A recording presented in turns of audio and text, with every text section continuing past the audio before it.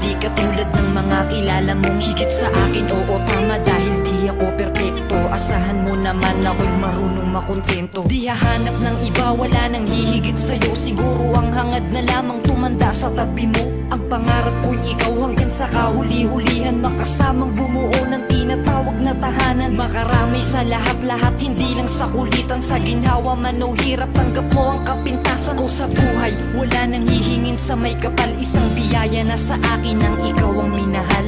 Ikaw ang minahal, ikaw ang minahal.